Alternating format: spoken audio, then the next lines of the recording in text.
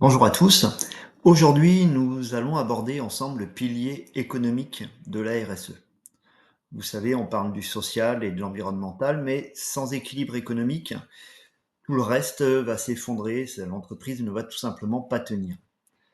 La responsabilité économique, du coup, devient le socle sur lequel va reposer la durabilité d'une entreprise. Alors, parler d'économie en RSE, ce n'est pas uniquement parler de profit. C'est réfléchir à comment créer de la valeur sans détruire de valeur ailleurs, sans nuire à l'humain, sans nuire à la nature. La RSE, du coup, va redéfinir l'économie.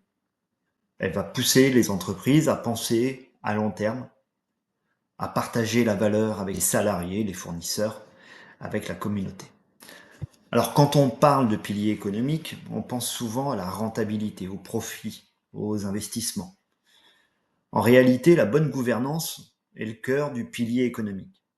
C'est elle qui va garantir que les décisions économiques sont transparentes, responsables et équitables.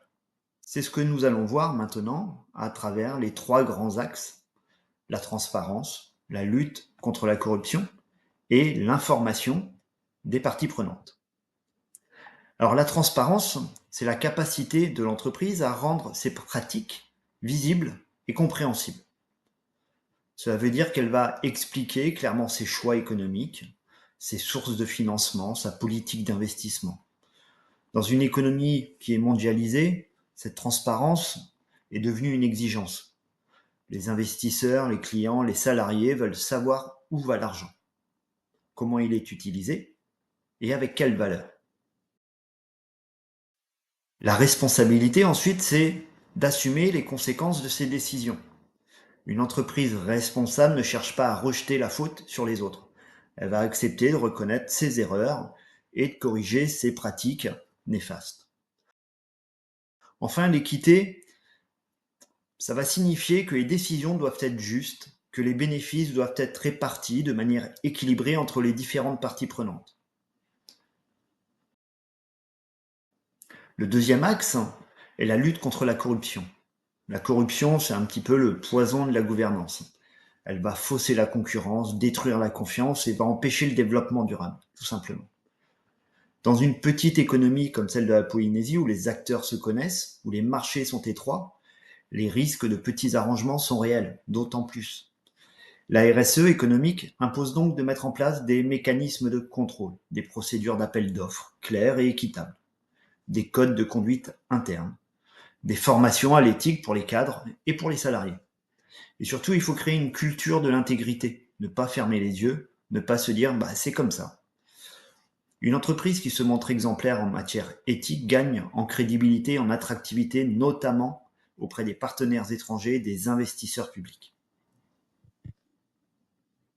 Et surtout, finalement, c'est informer clairement les parties prenantes. Les salariés, les investisseurs, les consommateurs, notamment. Par exemple, de plus en plus d'entreprises vont publier des rapports extra-financiers qui vont raconter les réussites et les limites de l'entreprise. Alors, être économiquement responsable, c'est assurer la pérennité sans surexploiter. C'est gérer les risques économiques et réputationnels. Une entreprise qui triche ou néglige ses impacts finit par le payer un jour ou l'autre. Alors, prenons d'abord les fournisseurs. Dans une logique RSE, on ne cherche pas seulement le prix le plus bas, mais un partenariat équilibré et durable. Ça veut dire choisir des fournisseurs qui respectent des normes sociales et environnementales, qui garantissent des conditions de travail décentes à leurs salariés et qui vont s'inscrire dans une démarche éthique. La RSE économique, c'est aussi repenser la relation avec les clients. On ne cherche plus seulement à vendre, mais à instaurer une relation de confiance à long terme. Ça va passer par la transparence des prix, l'honnêteté sur la composition des produits, la garantie de qualité, la recherche de qualité, ou encore des services après-vente efficaces et responsables. Les consommateurs d'aujourd'hui, et surtout les plus jeunes générations, attendent d'autant plus cette éthique. Ils veulent savoir d'où viennent les produits, comment ils sont fabriqués, si leur achat a un impact positif. Une entreprise qui va agir de manière responsable va gagner non seulement des clients, mais finalement également des ambassadeurs. Cette relation responsable avec les parties prenantes va inciter le recours aux fournisseurs locaux, équitables, respectueux des droits humains. Enfin, le pilier économique de la RSE encourage ce que l'on appelle la co-création de valeur. Cela signifie collaborer avec d'autres entreprises, avec des associations, des institutions publiques, pour innover ensemble.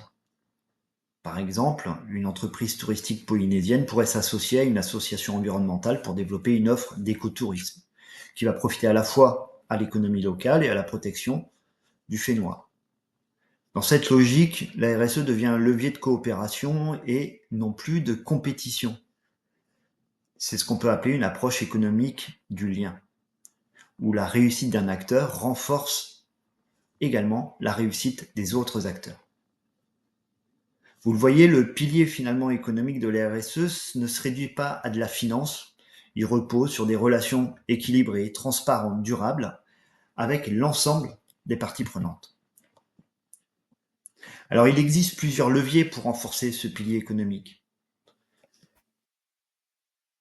Pour que tout cela fonctionne, il faut innover, mais pas n'importe comment. C'est ce que nous allons maintenant voir avec le thème de l'innovation responsable. L'innovation responsable, c'est repenser le modèle économique. Le premier axe, c'est l'éco-conception.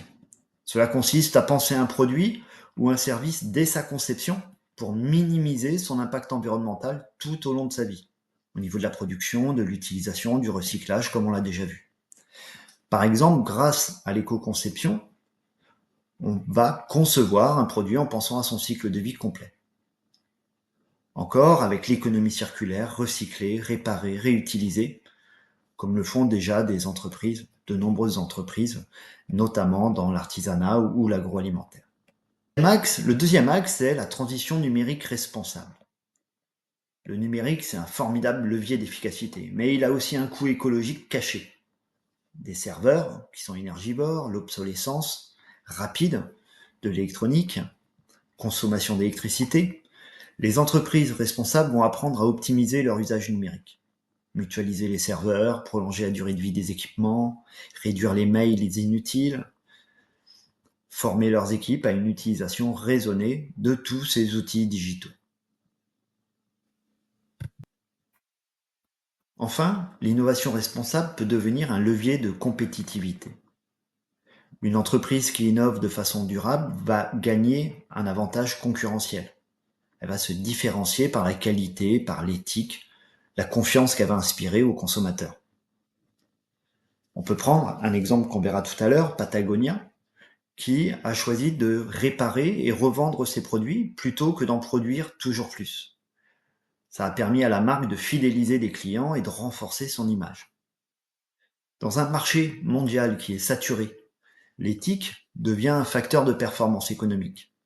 Les entreprises polynésiennes qui s'engagent sur cette voie, l'artisanat durable, le tourisme responsable, la production locale, peuvent tirer parti de cette dynamique pour valoriser leur identité, leur authenticité. En somme, l'innovation responsable, c'est pas seulement une contrainte morale, c'est un choix stratégique. Celui de durer, de s'adapter et de bâtir une économie plus résiliente. Le pilier économique de la RSE, quand il s'appuie sur l'innovation et la coopération, peut être un moteur de transformation. Ici. Alors, nous avons vu que la RSE repose sur trois piliers, le social, l'environnemental et l'économique, et qu'ils sont indissociables. Mais une question centrale se pose maintenant, c'est comment mesurer cette performance globale. Car ce qu'on ne mesure pas, on ne peut pas le piloter. Pendant longtemps, les entreprises se sont contentées d'indicateurs purement financiers, le chiffre d'affaires, la rentabilité, la croissance. Mais avec la RSE, on nous invite à adopter une vision beaucoup plus large de la performance. Une entreprise responsable ne va pas se contenter de dire combien elle gagne, mais aussi comment elle gagne cet argent et quels effets elle produit sur l'environnement, sur la société. Alors, je vous propose de commencer par la base avec les indicateurs économiques traditionnels. On va parler ici du chiffre d'affaires, de marge de productivité, de rentabilité des capitaux propres, ainsi de suite. Ces données restent indispensables, bien sûr, parce qu'une entreprise non rentable ne peut pas investir dans le social ou l'environnement. elle donne une image partielle de la santé de l'entreprise. Une entreprise peut être rentable tout en ayant des pratiques destructrices sur le plan écologique ou social. Par exemple, une entreprise qui surexploite ses employés ou pollue les lagons peut afficher de bons résultats économiques, mais au détriment du territoire et de sa propre réputation. C'est pourquoi la RSE pousse à compléter ces indicateurs financiers par des indicateurs extra-financiers. Alors ce sont eux qui évaluent la performance d'une entreprise sur des critères environnementaux, sociaux et de gouvernance, qu'on appelle souvent les critères ESG. Ces critères sont de plus en plus utilisés par les investisseurs, par les institutions et même par les consommateurs pour juger la qualité globale d'une entreprise. Le E, donc l'environnement, mesure la gestion de l'énergie, des déchets, des ressources, des émissions de CO2. Le S, de social, évalue le climat social, la diversité, la formation, la sécurité. Le G, pour la gouvernance, s'intéresse à la transparence, à l'éthique et à la gestion du pouvoir au sein de l'entreprise. À côté de ces notations, on trouve aussi des labels, des certifications, ISO 26000, B Corp, EcoCert, ou encore label Entreprise du patrimoine vivant. Ces indicateurs extra-financiers permettent de valoriser les entreprises qui vont au-delà de l'enjeu, de l'objectif du profit immédiat et qui vont créer une valeur durable au niveau de la société. Alors le troisième élément clé, c'est ce qu'on appelle le reporting intégré. C'est une manière nouvelle de communiquer sur la performance d'une entreprise. Ça va combiner les données financières, extra-financières dans un seul rapport. Ça va permettre de donner une image globale et consistante de l'entreprise sur un seul document. On ne sépare plus ce qui relève du business de ce qui relève du durable. Ça montre que les deux sont liés et interdépendants. Par exemple, L'Oréal, dont on va parler tout de suite, publie chaque année un rapport intégré qui présente à la fois les résultats financiers, les progrès environnementaux, les impacts sociaux et des éléments de gouvernance. Pour une petite entreprise, cela peut se traduire plus simplement par une communication régulière sur ses actions. Combien d'emplois locaux créés, quelle part d'achats locaux, quel impact sur la communauté. L'important, finalement, c'est de rendre visible la valeur globale créée au-delà du seul bénéfice comptable. Alors, je vous propose de voir 4 cas ensemble.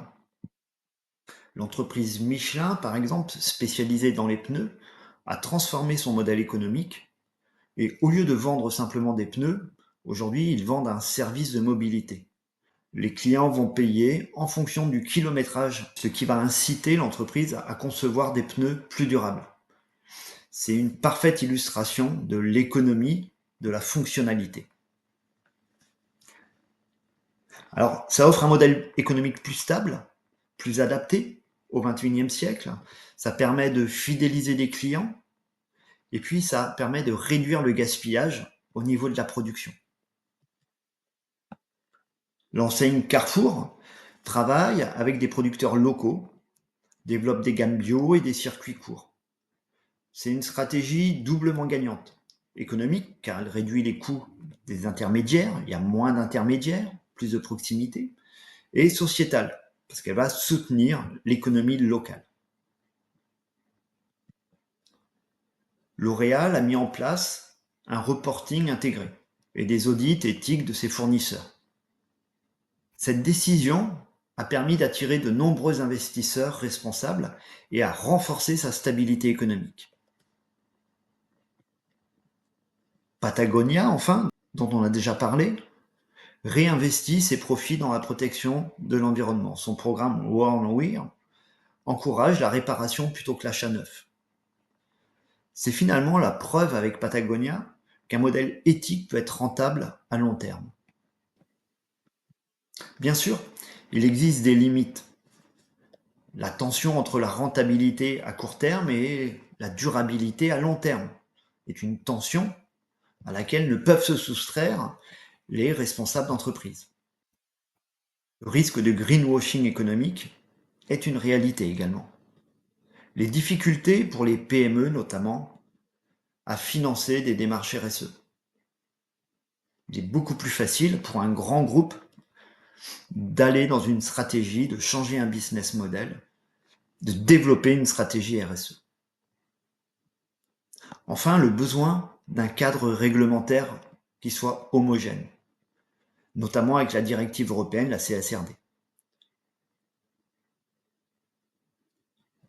En Polynésie, par exemple, ces défis sont d'autant plus importants.